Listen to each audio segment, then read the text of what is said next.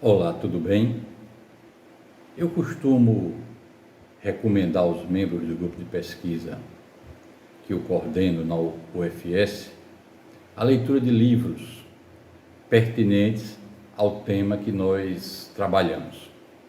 Há alguns dias atrás, eu recomendei para a linha de pesquisa Estudos sobre a Cabala esta obra, O Segredo de Spinoza, de José Rodrigues dos Santos. Na ocasião, o professor doutor Rodrigo Pinto de Brito, que é professor de filosofia na Universidade Federal Rural do Rio de Janeiro, aproveitou para indicar outras duas obras do mesmo gênero, que é um romance histórico.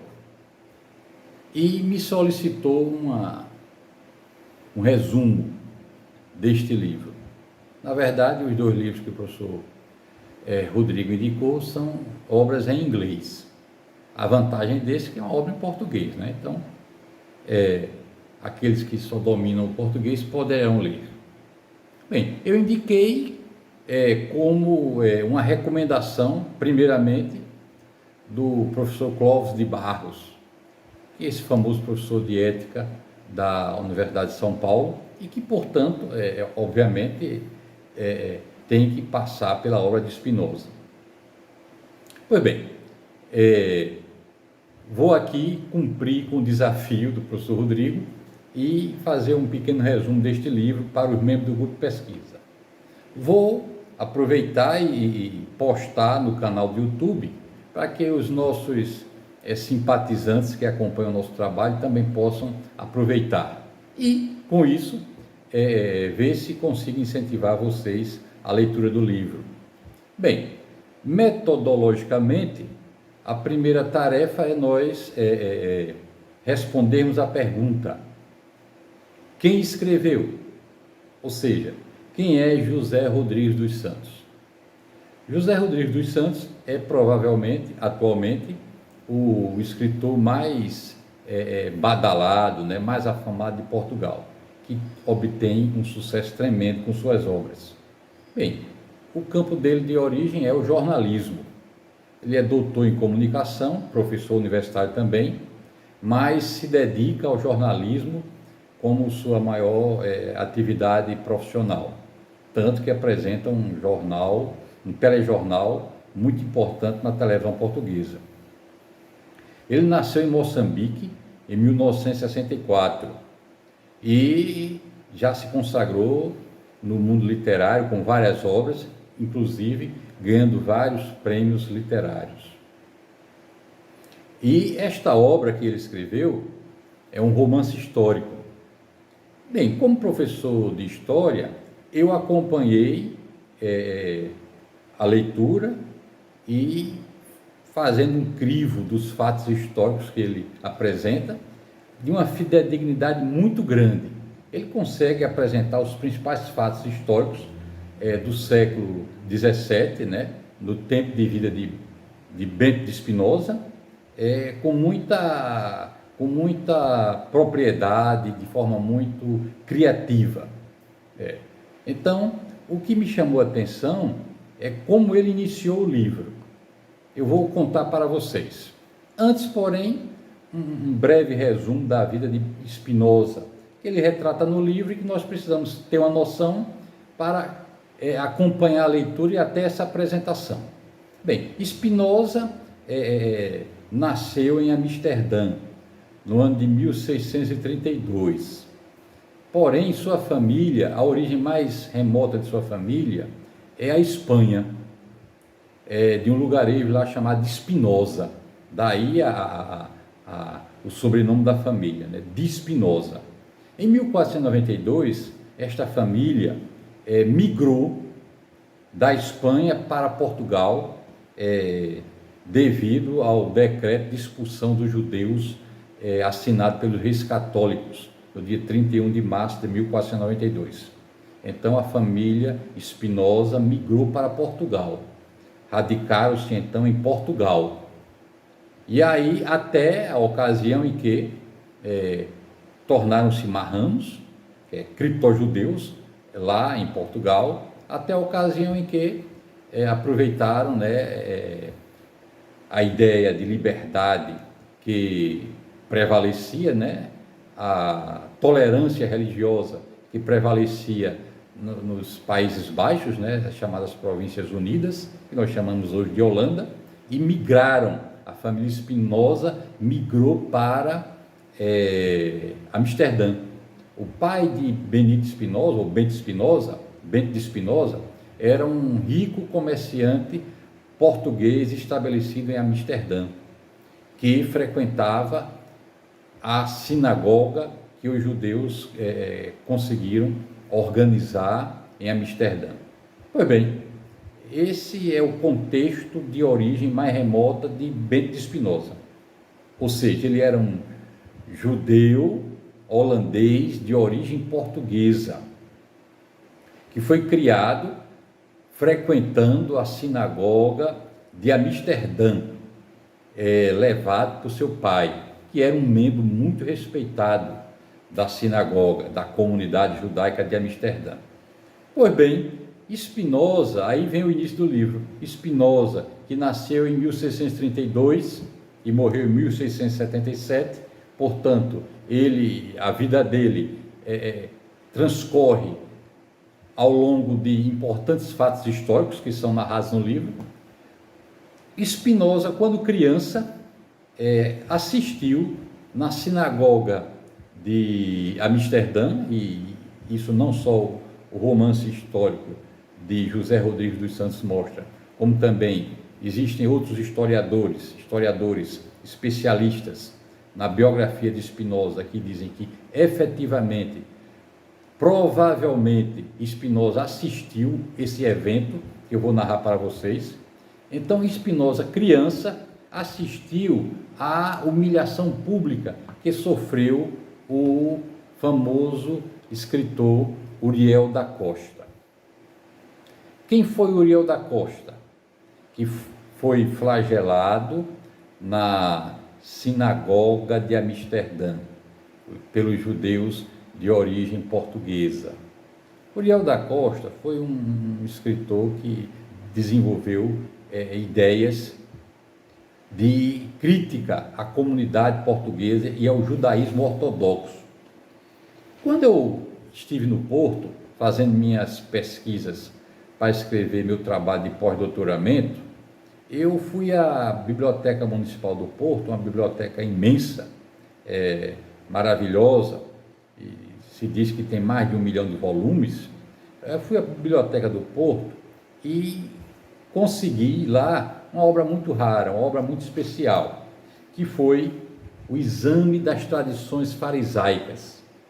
Eu consegui, junto à diretora da Biblioteca do Porto, uma cópia deste livro, escrito por Uriel da Costa, livro no qual ele critica o judaísmo ortodoxo, ele chama as Tradições Farisaicas, e trouxe para o Brasil.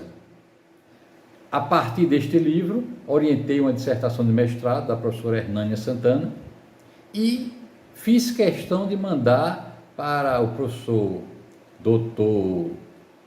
Moacir Amâncio, que é membro de nosso grupo de pesquisa e é professor da USP, né, do Núcleo de Estudos Judaicos. Mandei para ele ter uma cópia lá também, porque é uma obra rara que eu tive a oportunidade de conseguir, que a diretora da Biblioteca do Porto me providenciasse uma cópia.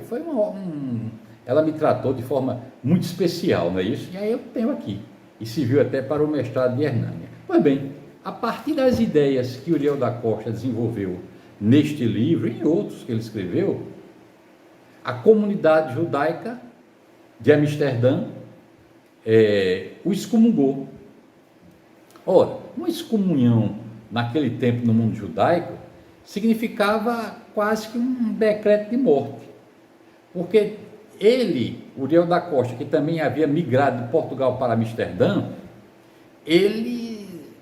todo o seu entorno, até a sua família, não poderia mais manter contato com ele.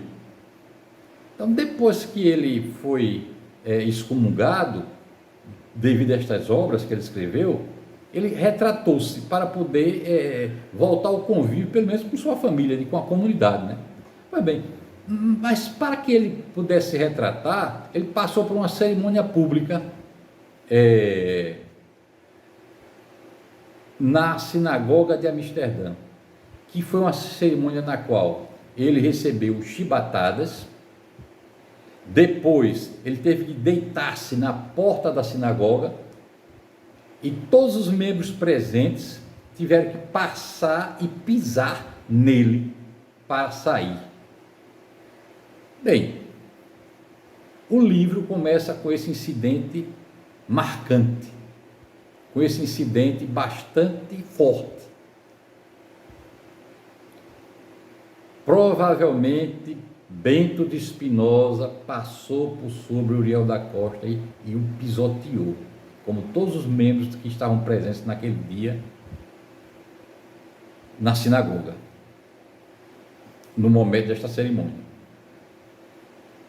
Segundo o autor, isso ficou, obviamente, né, isso influenciou bastante o futuro de Bento de Spinoza. Ora, ele era uma criança, porém, uma criança dotada de uma inteligência tremenda, né? Perdeu logo cedo sua mãe, né? Vítima de tuberculose. Logo em seguida perdeu também o pai, porém ele ficou cuidando dos negócios do pai, junto com o irmão, e frequentava, né, a escola rabínica. Devido à sua inteligência, ele era uma grande promessa e uma grande esperança de se tornar um rabino. E ali ele teve contato com uns rabinos importantes, né, da época, famosos até por seus escritos, né, como Menashe Ben Israel, Mortera, rabinos que se tornaram importantes na própria história da comunidade judaica de Amsterdã, que é uma comunidade que ainda hoje é tomada como modelo pelo movimento Bnei Anussim. Mas o interessante é que o autor, o José Rodrigues dos Santos, logo após o suicídio que se seguiu a essa humilhação de Uriel da Costa, ele coloca na boca da mãe de Uriel da Costa, desesperada, após o suicídio do filho, que não resistiu à humilhação pública, ele coloca na boca da mãe de Uriel da Costa, aí obviamente a ficção, né? Palavras onde uma condenação à comunidade judaica de Amsterdã, que fora vítima da Inquisição, né? E na Península Ibérica vivia perseguida pela Inquisição, e que lá na Holanda, onde eles tinham liberdade, onde constituíram sua comunidade, também perseguiam, né? Não admitiam a liberdade de pensamento, chegando a este ponto da flagelação pública. Pois bem, então, Bento Spinoza, que assistiu a este evento, que perdeu mãe e pai, ainda jovem, frequentava a yeshiva, né? A escola judaica. O Raham, que era o principal rabino da comunidade, tinha grande esperança, o rabino Mortera, grande esperança que Bento Spinoza se tornasse, quem sabe até o seu sucessor, devido à inteligência que ele manifestou desde jovem. E aí ele mostra como, desde jovem, Bento Spinoza leu obras como os livros de Maimônides, o racionalismo de Maimônides. Ele vai mostrando as influências que o próprio Bento de Spinoza recebeu no seio do próprio judaísmo. Só que aos 17 anos ele já tinha um pensamento muito independente, já tinha desenvolvido o próprio princípio daquilo que depois vai ser o estudo histórico-crítico do texto da Torá, né, das chamadas Escrituras Sagradas, E aos 17 anos, ele, sob influência também de um médico espanhol, Juan do Prado, ele acaba também sendo expulso, sendo excomungado pela comunidade judaica de Amsterdã. Outros historiadores, não José Rodrigues dos Santos, dizem que ele se antecipou e saiu da comunidade, escrevendo um tratado onde mostrava todos os seus pensamentos, que principiaram também por uma crítica ao texto do Velho Testamento, onde ele defendia que efetivamente Moisés não escreveu a Torá, o chamado Pentateuco. Obviamente, Benedito Spinoza, ele inaugurou os estudos históricos críticos do texto da Bíblia, né? No caso do Antigo Testamento, que ele também aplicou posteriormente até o próprio Novo Testamento. Daí você tem os estudos da alta crítica, né, que se desenvolveram posteriormente, e efetivamente, a não ser pessoas que estão aferradas a um fundamentalismo bastante primário, que ainda pensam nessa ideia de que Moisés escreveu o Pentateuco. Pois bem, obviamente, de acordo com a própria evolução da ciência, né, o estudo histórico-crítico dos textos bíblicos, se demonstrou que você conhecendo a história do texto bíblico, você não vai defender certas teorias que o fundamentalismo defende, como defendia naquela época, e pelas quais efetivamente chegou a perseguir, a excomungar pessoas como Uriel da Costa e Bento de Spinoza, e o próprio Juan do Prado depois vai ser excomungado. Ora, após a expulsão da comunidade judaica de Amsterdã, Bento de Spinoza, que a partir daí não tinha contato mais nem com sua família, né, foi acolhido em casa de um holandês, professor de latim, professor de filosofia, que também participava, junto com Spinoza e tantos outros, desse movimento mais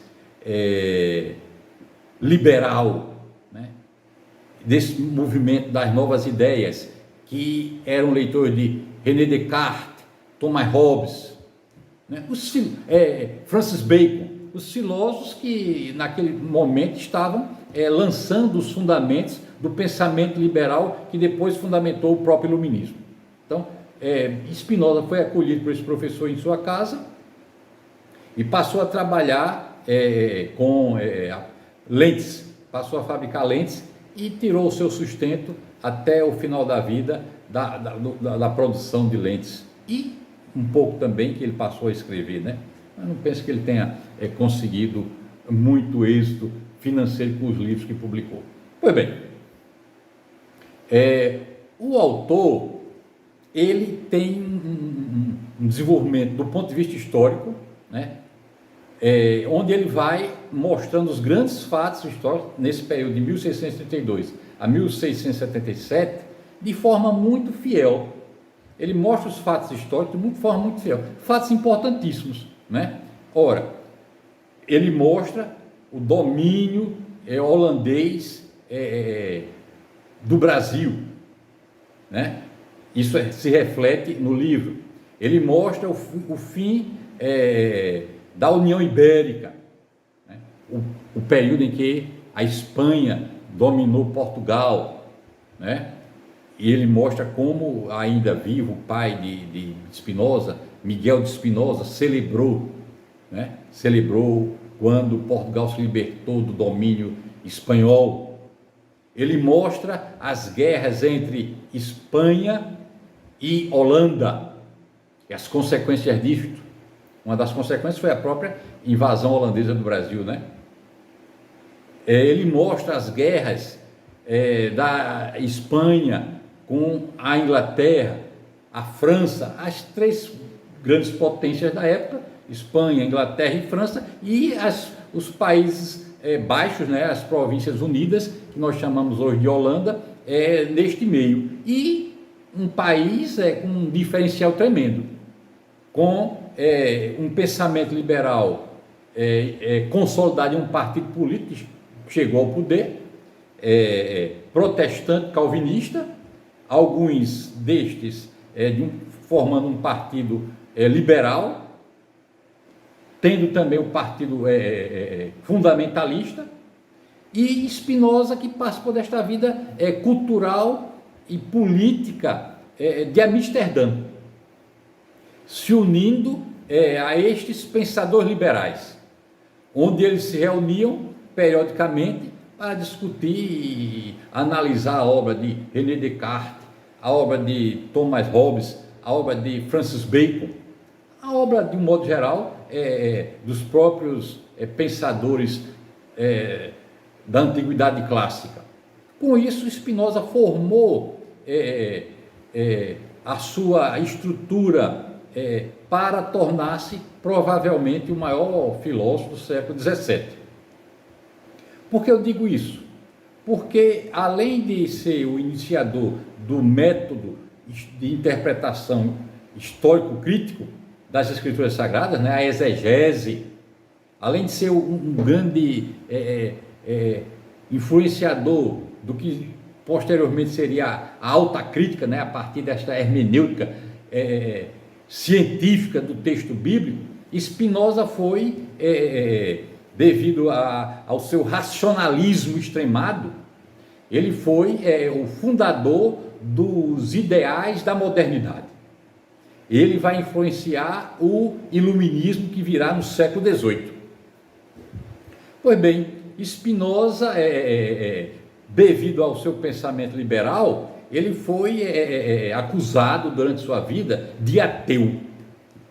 Por isso que ele fugiu de Amsterdã e ele viveu em várias pequenas cidades ali da Holanda, em Haia, viveu em Haia, viveu em outras cidades ali, sempre procurando ficar livre dos conservadores, dos fundamentalistas, calvinistas, que acabaram chegando ao poder antes da morte de Spinoza. Ele foi beneficiado porque, enquanto ele viveu e militou filosoficamente, ideologicamente, religiosamente, a maior parte do tempo de sua vida, o governo estava nas mãos dos calvinistas liberais. Ao final de sua vida, perto antes dele morrer, isso mudou e ele teve que ter muito cuidado com suas palavras. É tanto que sua principal obra, a Ética, só foi publicada após sua morte. Pois bem, ele conseguiu publicar livros que efetivamente revolucionaram o pensamento da época. Só que uma coisa interessante que o José Rodrigues dos Santos diz aqui é que ele escreveu numa postura de marrano. Interessante, né? Ele fez questão de publicar em latim, justamente para dificultar a leitura, pelos radicais, fundamentalistas, calvinistas.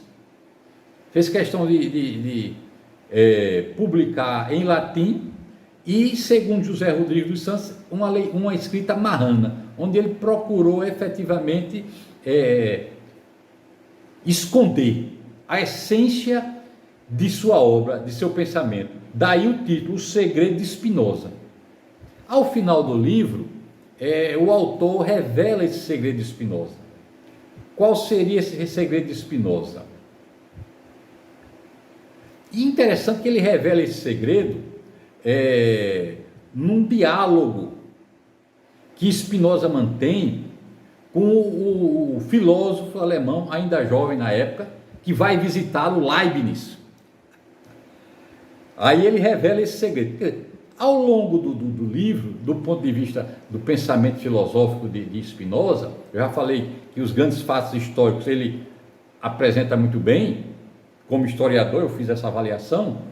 E como leitor de filosofia, não sou filósofo, eu observei o seguinte: ele tem muito o pensamento filosófico, político e religioso de Spinoza, ele coloca nos diálogos que Spinoza mantém com os intelectuais da época, com os filósofos da época, como Leibniz, que vai visitá-lo. Ele coloca o pensamento de Spinoza nestes diálogos. E ele, ao final do livro, diz que esses diálogos colocou os textos dos livros de Spinoza, de forma muito interessante. Então, ele construiu o livro a partir de uma pesquisa profunda. Ele pesquisou para escrever esse livro, a pesquisa profunda, consultou vários especialistas. E aí o segredo de Spinoza qual é? O segredo de Spinoza é que, a partir deste racionalismo radical dele, alguns dizem que ele era mais racionalista do que o próprio René Descartes. A partir do seu racionalismo radical, ele dizia que Deus e a natureza eram a mesma coisa. Posteriormente, veio um pensador e cunhou a expressão panteísmo. Eu nem sei se é muito justo dizer que Spinoza era panteísta. Na época dele seria um anacronismo dizer, já atribuiu panteísmo a ele na época dele. O certo é dizer que ele dizia que Deus e a natureza são a mesma coisa.